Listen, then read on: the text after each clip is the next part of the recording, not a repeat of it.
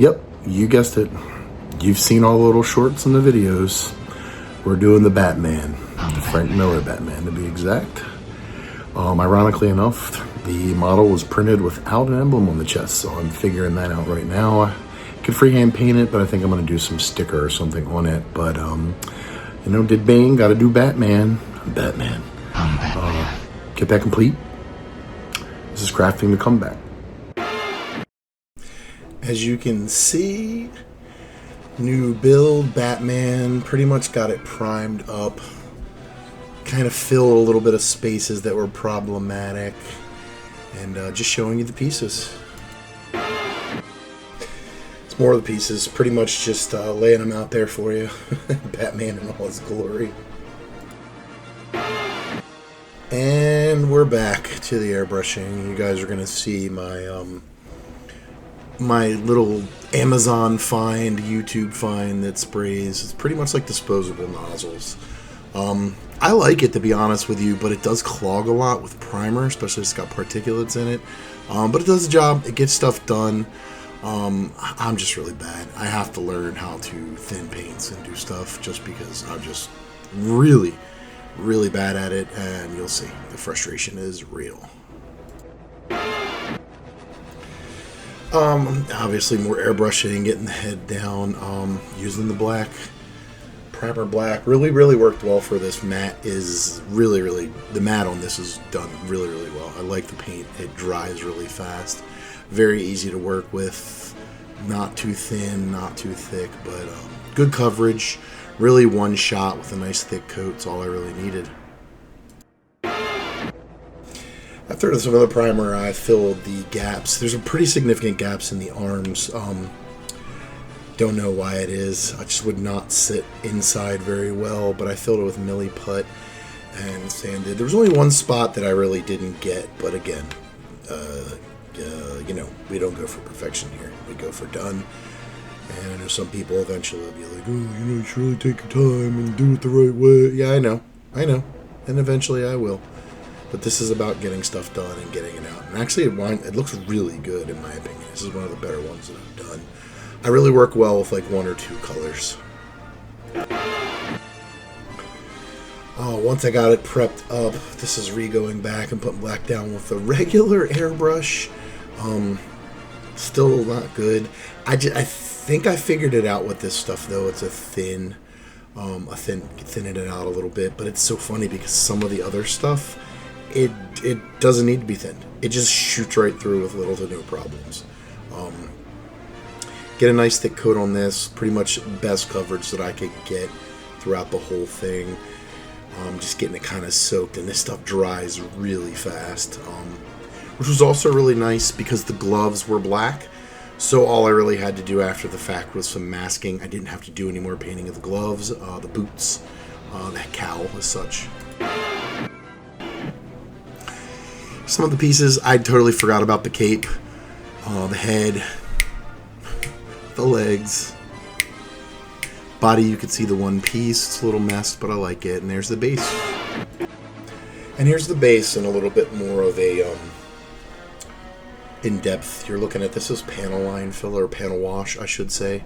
Really thin brush. It's really liquidy. It really gets in there and gets into the crevices. You'll be able to see, you kind of wash it in there, and you rinse it off or wipe it off with a towel, blot it off, and it really stays in the crevices.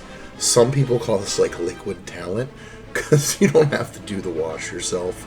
I tend to agree. It works really well, but you do have to get it pretty fast. You have to dab it off pretty fast because the stuff dries pretty quickly on the outside. And I mean, some of it looks like it's weathering anyway, so it doesn't really matter much. But some dry brushing on this that I'd already done with some deck tan and some just some other colors. Nothing special, just to give some highlights to it.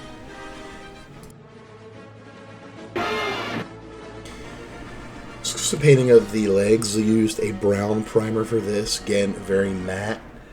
Pay no attention to the hand rest. That is horrible that you'll see in the background there, and some of the padding on the desk.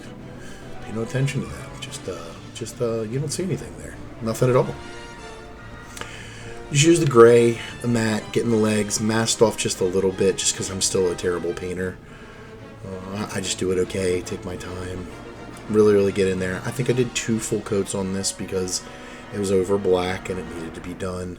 But it again, the black matte turned out really well. I really liked how it turned out. 2 coats really did it well. We had to do really light, minimal touch-up on it as well, so I was pretty happy with it.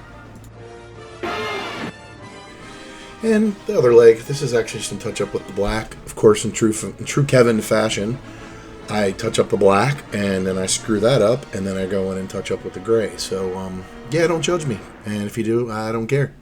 It's all about yourself. Pay attention to yourself, don't pay attention to me.